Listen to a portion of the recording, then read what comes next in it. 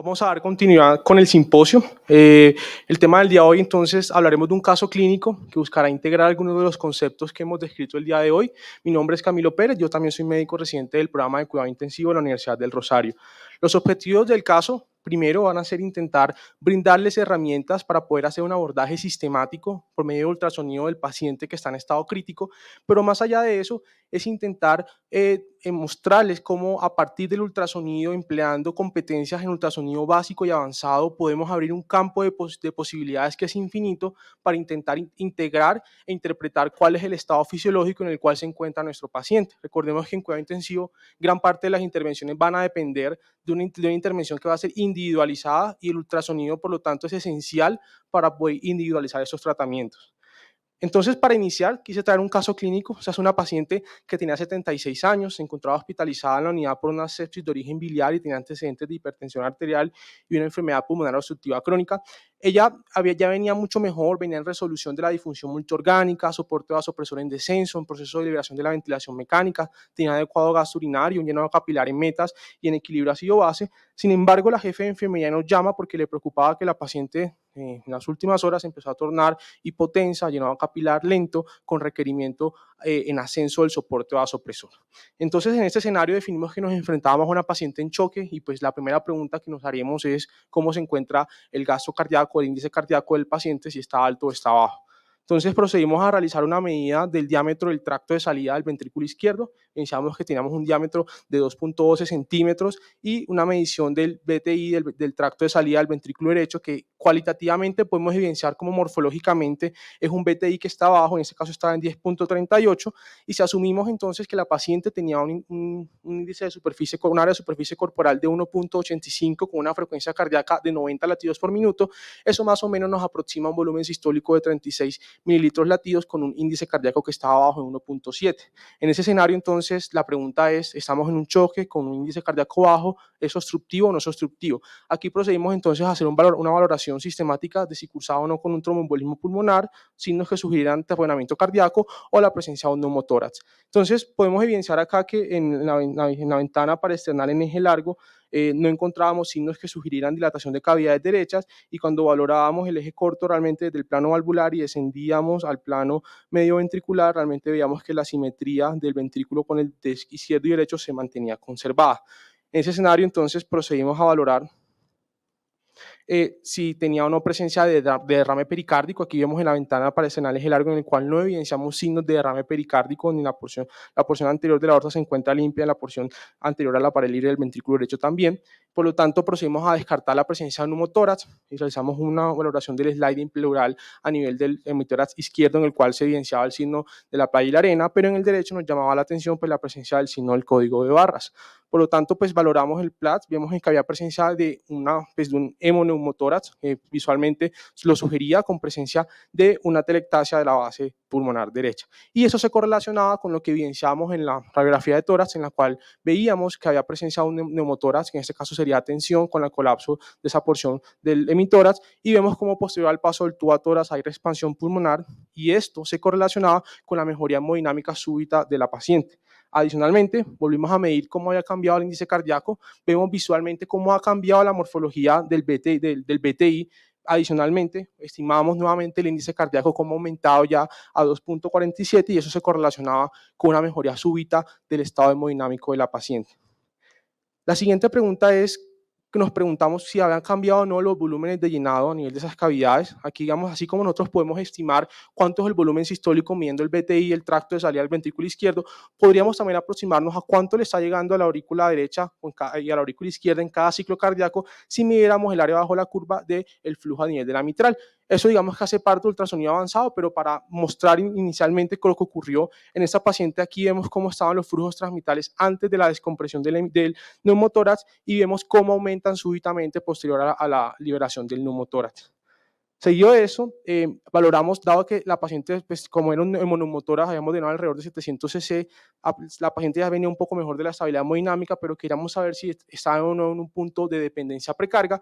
Tal como nos mostró Liana, la variabilidad del BTI es un signo indirecto que nos va a hablar de que ese paciente se encuentra en esa porción ascendente de la curva de Fran-Starling. Aquí digamos que una de las medidas que utilizamos es ver si había variabilidad o no en la velocidad pico del BTI, del tracto de salida del ventrículo izquierdo. En ese caso estaba menor a 10, realmente el punto de corte es de 12%, por encima de ahí podríamos estimar con una especificidad del 89% y una sensibilidad del 100% que nuestro paciente es dependiente a precarga. Y eso se correlacionaba con una baja distensilidad de la vena cava inferior, en este caso estaba en 8%, y vemos que realmente el punto de corte óptimo es del 18% para estimar una sensibilidad y una especificidad del 90%. Bajo este escenario concluimos que era una paciente en choque, que tenía un BTI, índice cardíaco bajo, de etiología obstructiva, secundario hemoneumotórax y que en ese momento estaba resuelto. Siguiente caso es una paciente que es femenina, 63 años, tiene antecedentes de hipertensión arterial y un síndrome de apnea obstructiva del sueño. Estaba hospitalizada por un sangrado intraparenquimatoso. Ella realmente todavía estaba bajo ventilación mecánica, había presentado derrame pleural bilateral, se había drenado una sonda con una sonda toras más o menos 1000 cc a nivel del emitoral derecho. Venía con un requerimiento de adrenalina alrededor de 0.2 microgramos kilo minuto, pero estaba oligúrica, con un llenado capilar prolongado, hiperlactatémica, con una acidosis metabólica y un delta de CO2 alto. Bajo este escenario consideramos que nos enfrentábamos a una paciente en choque y pues nuevamente la pregunta que nos hicimos es cómo está el índice cardíaco. En este caso medimos el índice cardíaco de la paciente, un diámetro del tracto de salida del ventrículo izquierdo de 1.73 con un BTI de 20.7 y con eso nos podíamos aproximar a un índice cardíaco que estaba en 2.15. En este escenario pues era un índice cardíaco bajo. Entonces procedimos a valorar si había signos o no que sugirieran, en este caso, tromboembolismo pulmonar. Aquí vemos la ventana para estrenar en eje corto, en el cual realmente se conserva la simetría entre ventrículo derecho e izquierdo, sin presencia de dilatación de cavidades. Sí nos llamaba la atención la presencia de algo de derrame pericárdico y eso se correlacionaba con un TAPSE que en este momento, pues digamos, estaba en 2.05 centímetros, considerado normal. Procedimos entonces a valorar el paraesternal eje largo, en el cual vemos cómo hay presencia de una imagen hipoecóica anterior a la aorta ascendente y una posterior a la aorta descendente, que es sugestiva de un derrame pericárdico y de un derrame pleural. La siguiente pregunta es si ese derrame condiciona no taponamiento. Entonces nos ubicamos en una visión subcostal en la cual evidenciamos cómo hay presencia de un derrame pericárdico que cuando lo correlacionamos con el trazado electrocardiográfico realmente no evidenciamos que haya presencia de colapso de esas cavidades. Y digamos que ya Liana lo mostró ampliamente, pero parte de lo que debemos identificar en este escenario es primero diferenciar si es derrame pericárdico pleural. Recordemos que el pericárdico está anterior a la porción descendente de la aorta y el pleural va a estar posterior. En nuestro caso, pues nos enfrentamos a ambos. Y lo segundo es mirar si hay o no colapso de las cavidades. Como a veces no vamos a tener disponibilidad del módulo de fisio, algo que podemos hacer es trazar el modo M, en el cual vamos a ver cómo a medida que estamos en diástole, que es el punto en el que la mitral se acerca al septum, va a haber colapso de las cavidades derechas. Lo siguiente es mirar si hay o no variabilidad del flujo transmitral. Recordemos que el punto de corte más o menos es alrededor del 25% para estimarnos una fisiología que simula un pulso paradójico. En ese caso, la paciente pues realmente no tenía variabilidad de los flujos transmitrales y por lo tanto teníamos otro elemento para pensar que ese derrame no era hemodinámicamente significativo. Lo siguiente era mirar si la cava estaba o no ingurgitada. En este caso teníamos una cava que estaba menor a 2.1 centímetros con un diámetro mínimo de 1.40, digamos que sugería que tampoco había signos de taponamiento cardíaco.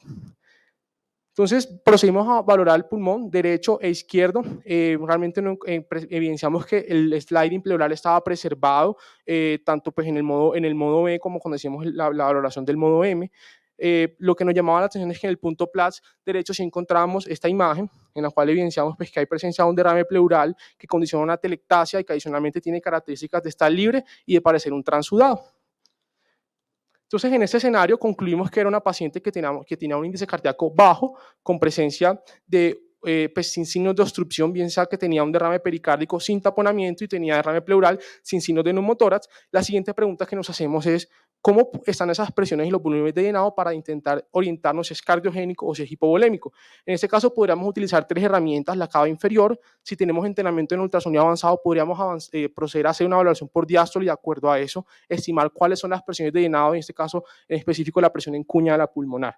Entonces valoramos la cava inferior, bien como Elena nos mostró, utilizamos el diámetro y cómo colapsa la cava. En este caso tenemos una cava menor a 2.1 centímetros con un colapso menor al 50% y con eso aproximadamente podemos estimar una presión en la aurícula derecha que va entre 5 y 10 con un punto medio de 8.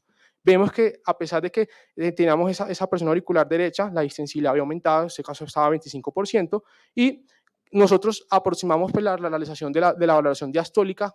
Digamos que cuando uno estima estos gradientes a nivel de la válvula mitral y cuando hace Doppler tisular a nivel de la porción lateral del anillo mitral, uno podría, mediante fórmulas de correlación lineal, estimar cuál es la presión en cuña de la pulmonar. Eso se parte del módulo de eco avanzado, pero digamos que en este caso nosotros nos aproximamos a una cuña de la pulmonar alrededor de 13, es decir, normal. Entonces nos enfrentamos a un escenario en el cual encontramos presiones de llenado que no estaban altas, con una cava distensible. Entonces el siguiente paso era pensar que nos enfrentábamos a un choque de origen hipovolémico.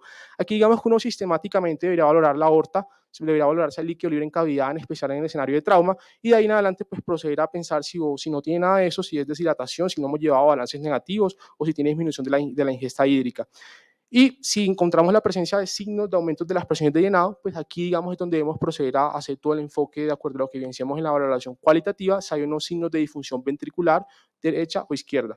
En este caso entonces no realizamos protocolo de aorta porque pues la paciente había tenido una angiotar reciente, pero digamos que lo que uno podría hacer es hacer el seguimiento a lo largo de todo el eje, la ventana parasternal en eje largo, ascender hacia el callado de la aorta en una ventana suprasternal y de ahí descender hasta valorar cómo está la integridad de la aorta. Y adicionalmente, uno debería también valorar cómo está el líquido, si hay una presencia de líquido libre en cavidad, que digamos aquí uno podría hacer usar las herramientas que nos brinda el protocolo de fase extendido, valorando si hay líquido en el espacio hepatorrenal, esplenorenal o a nivel de la ventana suprapúbica. Entonces, en el caso de la paciente, considerando que era un choque hipovolémico, nos preguntamos si había o no signos de dependencia precarga. Valoramos que en general, pues aquí sí había aumento en la variabilidad de la velocidad pico a nivel del BTI y el tracto de salida del ventrículo izquierdo, mayor al 12%, sugestiva de dependencia precarga. Y realizamos un test de elevación pasiva de los miembros inferiores. Como nos mostró Eliana, este es un test que nos va a ayudar a predecir la presencia o no de dependencia precarga. Básicamente lo que uno debería hacer es el paciente en 45 grados, medir en ese momento el índice cardíaco, valorar de forma continua cómo cambia a medida que descendemos la cabecera del paciente y elevamos cerca de 45 grados los miembros inferiores. En ese caso, nosotros nos aproximamos a él pues, midiéndolo de manera continua y cuando finalizamos la maniobra encontramos que pues, el índice cardíaco había aumentado a 3.09, sugestivo de hipovolemia. La siguiente pregunta es mirar si el paciente va a tolerar o no los líquidos. Eliana también nos aproximó algo de que nosotros siempre debemos balancear el riesgo-beneficio del paciente. Para eso ya hacen parte de protocolos de ultrasonido avanzado. Podríamos hacer uso tanto de las mediciones de las presiones de llenado como de otros protocolos. En este caso será el protocolo VETSUS, que digamos nos permite estimar cómo cambia la presión venosa central y cómo se refleja eso a nivel de la circulación hepática. Esto hace parte del protocolo avanzado, pero digamos que en el caso de la paciente pues, no era de alto riesgo y por lo tanto se consideró que era un choque con un BTI bajo, con presiones bajas de llenado o normales, sin signos de disfunción ventricular y en el cual había evidencia de dependencia precarga. Se consideró, por lo tanto, que cursaba con un choque con componente hipovolémico y digamos que se consideró en ese caso ordenar un bolo de cristaloides, que en este caso pues al menos debería ser de 4 cc por kilo. Sin embargo, la paciente en días posteriores nos llamaba la atención que el BTI permanecía bajo, ya no tenía signos de dependencia precarga, se había considerado que tenía algún componente cardiogénico y por eso se había decidido iniciar soporte inotrópico con dobutamina. En ese escenario nos llamaba la atención que la paciente presentaba un índice cardíaco que estaba alto, sin embargo persistía con signos clínicos de choque y cuando valorábamos por este dispositivo que es un volume view que valora por medio de termodilulación transpulmonar, el agua pulmonar extravascular seguía todavía alta. Entonces, en ese caso, lo medimos nuevamente el índice cardíaco por medio de ultrasonido. Vemos que la correlación está alrededor del 10%, que es, digamos, aceptable cuando uno los valora con medidas invasivas, en este caso 3.37 y el del volumen vivo de 3.7. Y, digamos, aquí nos procedemos entonces a enfocar el choque con un gasto cardíaco, índice cardíaco alto. En ese caso, las preguntas serán si hay una obstrucción dinámica en la cual el ultrasonido va a ser muy útil para descartar o confirmar este diagnóstico de forma rápida. Y lo segundo es valorar, dado que es un choque distributivo, si el paciente tiene o no dependencia precarga, es decir, se beneficiará de líquidos, o lo segundo, si podemos optimizar la función ventricular en términos de adicionar un vasopresor o un inotrópico, y eso, digamos, ya implica valorar otras estrategias de ultrasonido avanzado, como va a ser el acople ventricular arterial. Entonces, en el caso de nuestra paciente, miramos, nos llamaba la atención, veamos cómo están los volúmenes de fin de diástole del ventrículo izquierdo, que casi que se adosaban esas paredes. Cuando valorábamos el área de fin de diástole, veíamos que tenía un área que estaba en 7.23 menor a 10 centímetros cuadrados, que digamos el punto de corte para sospechar o hiperdinamia o hipovolemia. Eso digamos que uno lo podría confirmar mediante una valoración por Doppler continuo de las cavidades cardíacas y de todo el tracto de salida del ventrículo. Eso hace parte de ultrasonido avanzado, pero es una medida que cuando evidenciamos un gradiente, es decir, medir la velocidad pico de este flujo por medio de Doppler continuo mayor a 30 o esta morfología en la cual se acorta el flujo diastólico, que sugestivo, el flujo al final de la sístole, sugestivo de una morfología de daga, eso nos habla de que hay una obstrucción dinámica en el contexto, pero que estamos en hipovolemia o que tenemos un paciente con un alto soporte inotrópico que ya está siendo deleterio. Adicionalmente, ya la paciente no tenía aumento de la variabilidad de la velocidad pico, como lo podemos ver aquí en esa imagen, y cuando valorábamos nuevamente la cava, la distensibilidad persistía siendo baja, en ese momento estaba en 7%, con una presión auricular derecha estimada de alrededor de 8. Bajo este escenario, entonces, valoramos si había o no signos de aumento de las presiones de llenado que nos implicaran que la paciente requería o no líquidos o que los iba a tolerar. Entonces, nuevamente valoramos por medio de la diástole y mediante las fórmulas de correlación lineal estimamos la presión en cuña de la pulmonar que estaba alrededor de 8.8. Sin embargo, lo que nos llamaba la atención en este momento era que cuando veíamos con detalle el paraesternal eje corto, nos impresionaba que había presencia de un movimiento paradójico del septum. Veamos que el septum se tiende a desplazar hacia la cavidad, se aplana durante la sístole ventricular derecha, y eso se correlacionaba con la medición a nivel del apical. Aquí, digamos, lo enfocamos para ver específicamente el septum. Veamos cómo el septum se desplaza, sugestivo de que hay aumento de las presiones de presiones o de volúmenes sobre las cavidades derechas. Entonces, en ese momento, pues nos llamó la atención que a pesar de que el TAPSE estaba normal, en este caso estaba en 2.05, cuando medimos el BTI del ventrículo derecho, hay una morfología que nos llamaba la atención. Eso hace parte de ultrasonido avanzado, pero vemos que la morfología del BTI del derecho, en este caso, alcanza un pico, un notch y luego desciende. Eso es altamente sugestivo de aumento de las resistencias vasculares pulmonares en el contexto de una hipertensión arterial pulmonar. Entonces, procedimos a valorar si había presencia o no de un jet de regurgitación tricuspidia. Ella previamente no lo tenía, en ese caso veamos que había un jet nuevo, eso es sugestivo de que habían aumentado las presiones en las cavidades derechas, y uno con ese jet, si puede medir la velocidad pico del jet, podría estimar los gradientes transtricuspidios y de acuerdo a eso aproximarse a la estimación de las presiones sistólicas de la pulmonar. En este caso, pues nos aproximamos alrededor de 74. Cuando pasamos un Swan-Ganz, vemos que estaba la presión de la sistólica de la pulmonar en 85, más o menos pues se acercaba a la medición invasiva, y por lo tanto decidimos iniciar un soporte con óxido nítrico inhalado para intentar disminuir esas resistencias vasculares pulmonares. En ese caso vemos que ya después la paciente realmente mejora de la hemodinamia a nivel de la circulación pulmonar. Aquí vemos entonces lo que encontramos en el perfil hemodinámico estimado por el Swan-Ganz con una sistólica de 44, y veamos cómo había cambiado la morfología del jet de regurgitación tricuspidea, había disminuido con una presión sistólica estimada por eco que estaba alrededor de 48, muy similar a la que se encontraba por medio del Swan-Ganz.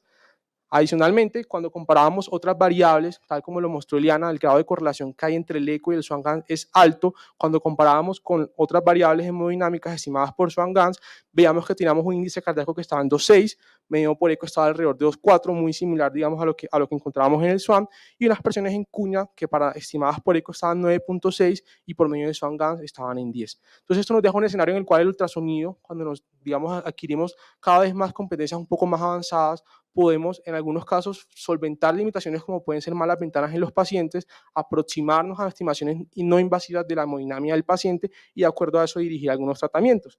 De manera de conclusión, hay que tener en cuenta que cuando uno se enfrenta a un paciente que está en choque o que está en condición crítica, uno debe siempre tener en cuenta tres aspectos: cómo está la macrocirculación, cómo está la microcirculación y cómo está la capacidad de utilizar el oxígeno por la célula. En el caso, digamos, de la macrocirculación, el ultrasonido podrá aproximarnos a valorar cómo están los flujos, podríamos estimar cómo están las presiones, como lo vimos. Sin embargo, ahorita lo que falta es ver cómo podemos optimizar la difusión de oxígeno, cómo estimar por medio de ultrasonido qué ha mejorado en la microcirculación y si esas intervenciones pueden o no mejorar la capacidad oxidativa de la célula. Si nosotros nos enfrentamos a un paciente crítico, el ultrasonido podría brindarnos herramientas para predecir si ese paciente va o no a responder a un bolo de líquido, bien sea aumentando el gasto o aumentando la entrega de oxígeno. También podría ayudarnos a predecir si podría o no aumentar la presión arterial sistémica y de esa forma aumentar la presión de perfusión, mejorar, digamos, la capacidad en la cual el oxígeno llega a la presión tisular que va a llegar. Y adicionalmente, la pregunta que sigue es cómo por medio del ultrasonido podríamos intentar estimar lo que ocurre más distalmente, lo que no vemos, cómo podríamos inferirlo, y probablemente ahí es a donde va a migrar todas estas técnicas de ultrasonido avanzado con el objetivo de que logremos mejorar la capacidad oxidativa, y en ese caso sí habremos hecho todo muy bien por el paciente. Entonces recordemos que parte de lo que hacemos podrían ser subrogados, pero a lo que vamos a llegar al futuro es intentar continuar esa inferencia hemodinámica. Y listo, esas serán las conclusiones de la charla.